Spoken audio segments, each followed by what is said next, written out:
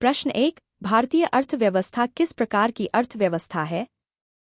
ए. मिश्रित अर्थव्यवस्था। बी. साम्यवादपरक अर्थव्यवस्था। सी. पूंजीवादी अर्थव्यवस्था।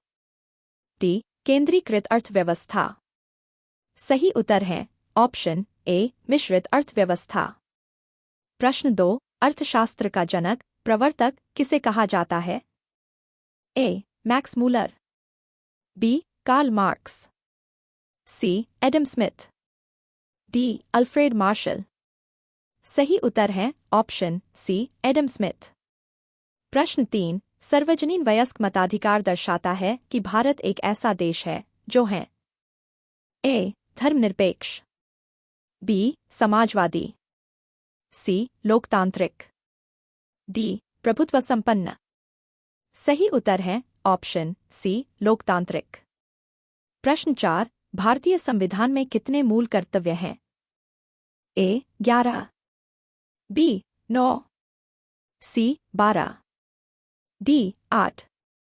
सही उत्तर है ऑप्शन ए. 11। प्रश्न 5। विश्व व्यापार संगठन WTO किस वर्ष में कार्यान्वित हुआ?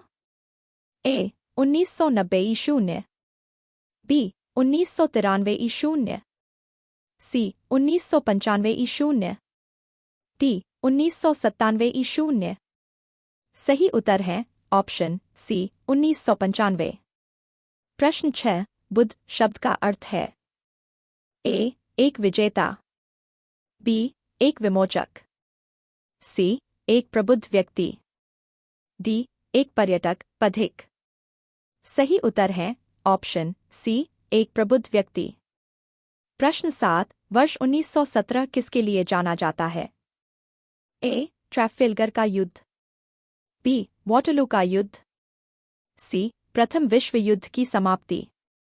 डी. रूसी क्रांति। सही उत्तर है ऑप्शन डी. रूसी क्रांति। प्रश्न 8। कांचीपुरम में प्रसिद्ध वैकुंठ पेरुमल मंदिर किसने बनवाया था? A. Narasimha Varman. B. Parameshwar Varman. C. Nandi Varman two. D. Aparajita Varman. सही उत्तर है option C. Nandi Varman two. प्रश्न 9। भारत पर सबसे पहले आक्रमण करने वाले कौन थे? ए. आर्य। बी. यूनानी। सी. फारसी। डी. अरबी। सही उत्तर है ऑप्शन ए. आर्य। प्रश्न 10। नियामगिरी पहाड़ी किस राज्य के कालाहांडी जिले में स्थित है? ए. उड़ीसा। बी. पश्चिम बंगाल। सी. पंजाब। डी. केरल। सही उत्तर है ऑप्शन ए. उड़ीसा। 11। चक्रवात कब होता है?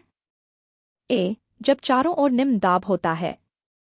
बी. जब केंद्र में उच्च दाब और चारों ओर निम्न दाब होता है। सी. जब केंद्र में निम्न दाब और चारों ओर उच्च दाब होता है। डी. जब केंद्र में दाब और चारों ओर का दाब बराबर होता है। सही उत्तर है ऑप्शन सी. जब केंद्र में निम्न दाब और चारों ओर उच्च दाब होता है। प्रश्न 12। जायरे का पुराना नाम था? A. Benin. B. Liberia. C. Congo. D. Sierra Leone.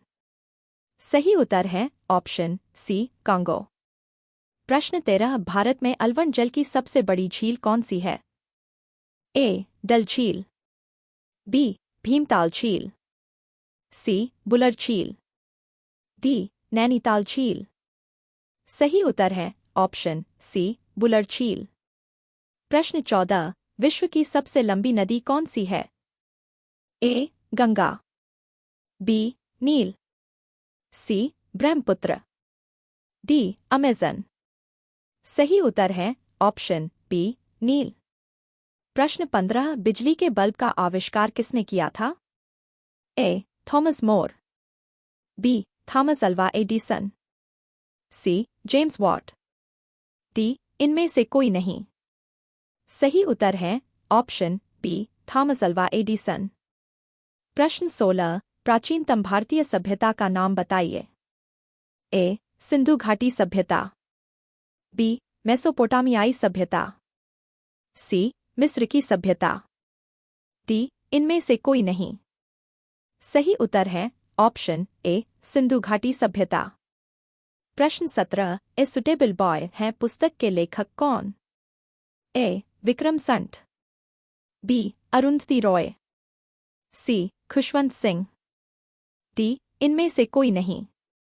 सही उत्तर है ऑप्शन ए विक्रम संत।